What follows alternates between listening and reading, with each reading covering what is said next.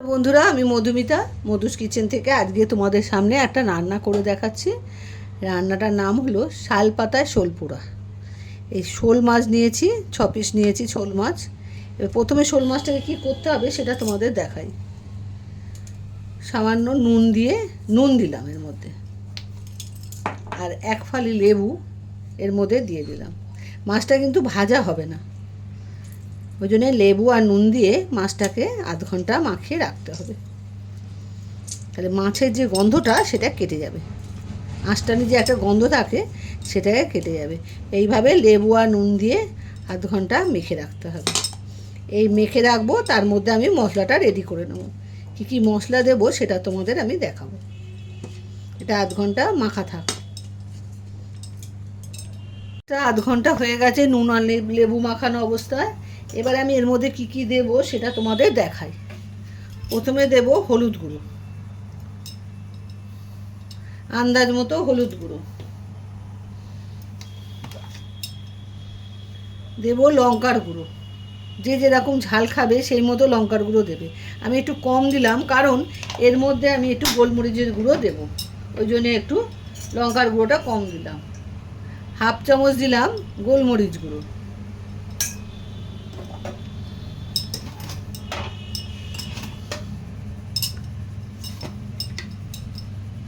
রসুন বাটা দিলাম 1/2 চামচ,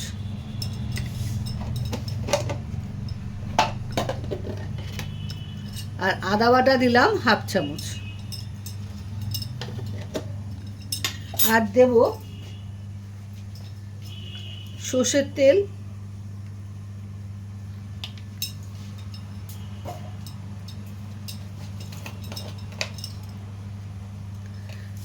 ধনে গুঁড়ো দেব 4 চামচের 1 চামচ, আমি ছোট চামচ বলে দুবার দিলাম, আর দেব জিরের গুঁড়ো,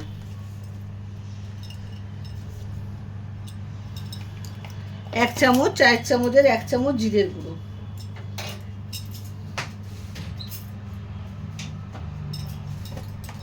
আর দেব গরম মশলার গুঁড়ো 1/2 চামচ। এবার এগুলোকে সব এই মশলা দিয়ে ভালো করে মাখতে হবে। তেল মশলা দিয়ে ভালো করে মাখতে হবে, মানে মাছের মধ্যে মাছটাকে ভালো করে মাখতে হবে, মানে 5 মিনিট ধরে তোমার মাখতে হবে। একটু ভালো করে মানে কষলে কষলে মাখলে মাছটার একটা আলাদা স্বাদ হবে।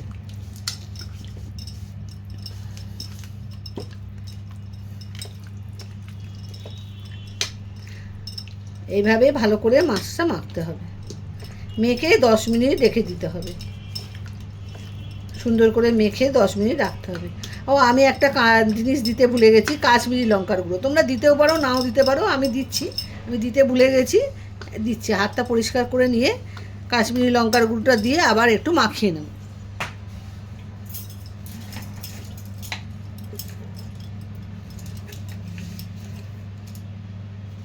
এক চামচ কাশ্মীরি লঙ্কার গুঁড়ো দিলাম, এতে কালারটা খুব সুন্দর আসবে। এবার এটা দিয়েও ভালো করে আমি মাখিয়ে নেব। এইভাবে মাছটাকে ভালো করে মাখতে হবে, যাতে মশলাটা মাছের মধ্যে খুব ভালো মতো ঢোকে। এই মাখিয়ে 10 মিনিট রেখে দিতে হবে। 10 মিনিট বাদে রান্নাটা আরম্ভ করতে হবে, তাহলে মাছটা খুব সুন্দর খেতে হবে। রান্না করতে বেশি সময় লাগে না, কিন্তু এই মাখিয়ে ম্যারিনেট করে রাখাটাই হলো ব্যাপার। এটাতেই সময় চলে যায়, এছাড়া রান্না করতে সময় বিন্দু বিসর্গ লাগবে না। এবার আমি 10 মিনিট রেখে দিই। 10 মিনিট রাখার পরে তোমাদের আবার দেখাবো। 10 মিনিট হয়ে গেছে, আমি ইন্ডাকশানটা জ্বালিয়ে দিচ্ছি, কড়াইটায় বসিয়ে দিয়েছি। কড়াইয়ের মধ্যে সামান্য সর্ষের তেল দিয়ে দেবো, অল্প সামান্য, বেশি নয়। সামান্য সর্ষের তেল দিয়ে দিয়েছি। এরপরে আমি কি করব, যেহেতু শাল পাতায় শোল পোড়া, সেই জন্যে এই যে শাল পাতা নিয়ে এসেছি, 2 খানা শাল পাতা লাগবে। শাল পাতাটা নিয়ে এসেছি। এই তেলটা যখন গরম হবে, এই সময় শাল পাতাটাকে এভাবে বসিয়ে দিতে হবে চেপে। তোমরা যেরকম কড়াই নেবে সেই মতো আন্দাজ মতো দেবে। এবারে ওটা গরম হচ্ছে, আর টেম্পারেচার সবসময় কম রাখবে, একদম কম। গ্যাসে করলেও কম রাখবে, এতে করলেও কম রাখবে। এইভাবে মাছগুলো আস্তে আস্তে সাজিয়ে দেবে।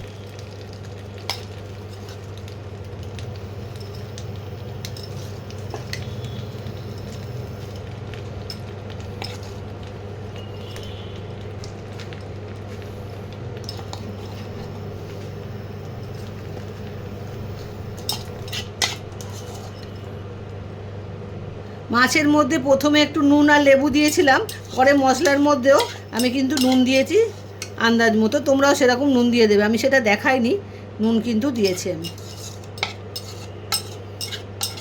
আর একটু নুন দিয়ে দিলে মাছটা খেতে ভালো হবে, বুঝে দেবে, কেননা প্রথমে নুন দেওয়া হয়েছে তো ওই জন্য। এইভাবে পুরো মশলাটা এর মধ্যে দিয়ে দিতে হবে। আর সামান্য একটু বাটিটা জল সামান্য দিয়ে বাটিটাকে একটুখানি জল ওর মধ্যে দিয়ে বাটিটাকে ধুয়ে ওই জলটা দিয়ে দেবে, তাহলে মশলা লেগে আছে তো ওই জন্য। এইভাবে ধুয়ে দিয়ে দেবে, শুধু জল অল্প একটুখানি, বেশি নয়। ভালো করে মাছগুলোকে এরকম বসিয়ে দেবে।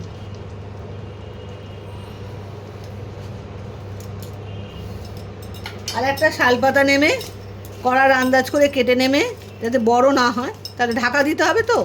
এইভাবে পুরো চেপে আটকে দেবে, দিয়ে একটা ঢাকা এর ওপরে দিয়ে দেবে, যাতে কোনো ভাপ না বেরোয়। এইভাবে 10 মিনিট 15 মিনিট লাগলেই হয়ে যাবে। 10 মিনিট নয়, 15 মিনিট রাখতে হবে।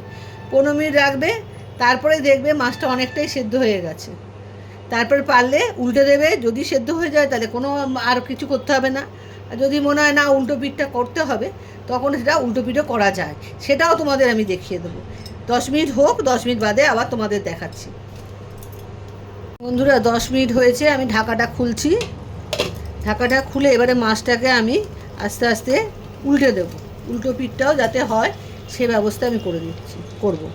এই যে মাছগুলোকে ধরবো, আস্তে আস্তে উল্টো পিঠটাও সেদ্ধ করার জন্য আমি উল্টে দিলাম। প্রতিটা মাছকে এইভাবে আস্তে আস্তে উল্টে দেবে, তাহলে দুটো পিঠ ভালো করে সেদ্ধ হয়ে যাবে।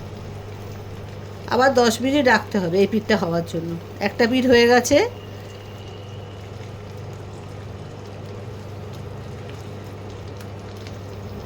ব্যাস। এবার এই পিঠটা আবার হোক। আর শাল পাতাগুলো অতি অবশ্যই ধুয়ে ভালো করে মুছে নেবে, আমিও তাই করেছি, ভালো করে ধুয়ে পরিষ্কার করে নিয়েছি। এবার আবার ঢাকা দিয়ে দিলাম। আর এই ফুটোর মধ্যে কাঁচের বাটি যদি হয়, ফুটোটা কিন্তু আটকে দেবে একটা লবঙ্গ দিয়ে। আর অন্য কোনো চাপা দিলে তাহলে কোনো হাওয়াই ভেতর থেকে বেরোবে না, এমনভাবে রাখতে হবে কিন্তু। আচ্ছা, আবার 10 মিনিট বাদে তোমাদের দেখাবো। বন্ধুরা 10 মিনিট হয়ে গেছে, এবার আমি ঢাকাটা খুলবো। ঢাকাটা খুলে তোমাদের দেখাই। খুব সুন্দর একটা গন্ধ বেরোচ্ছে শালপাতা আর মাছের।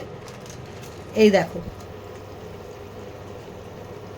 মাছ পুরো সেদ্ধ হয়ে গেছে, তোমাদের দেখাচ্ছি। এই দেখো, একদম নরম হয়ে গেছে, দেখো পুরো মাছ কমপ্লিট। তোমরা এভাবে শালপাতার শোল পোড়া করে খেও, দারুণ খেতে হয়। তোমরাও কিন্তু করে খেও জিনিসটা, আমি করি তাই তোমাদের দেখালাম। আর এবারে আমি আবার ঢাকা দিয়ে দেবো। ঢাকা দিয়ে আর কিচ্ছু লাগবে না, এইভাবে গ্যাসটা অফ করে দেবো, বা ইন্ডাকশানটা তোমরা করলে ইন্ডাকশান অফ করে দেবে। দিয়ে যতক্ষণ না ঠান্ডা হবে ততক্ষণ এইভাবে ঢাকা দিয়ে রেখে দেবে। ঠান্ডা হলে তারপরে পরিবেশন করবে, দারুণ খেতে হয়। তোমরা একবার অন্তত করে খেয়ে আমাকে জানিও কেমন লাগলো। আজ তাহলে আসি, আবার একটা নতুন রান্না। এটা অনেক দিনের পুরনো রান্না, কিন্তু আমি শাশুড়ির কাছ দিয়ে শিখেছি, তাই তোমাদের সঙ্গে শেয়ার করলাম আজ।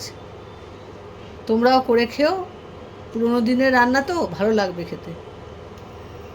আজ তাহলে আসি, বাই বাই।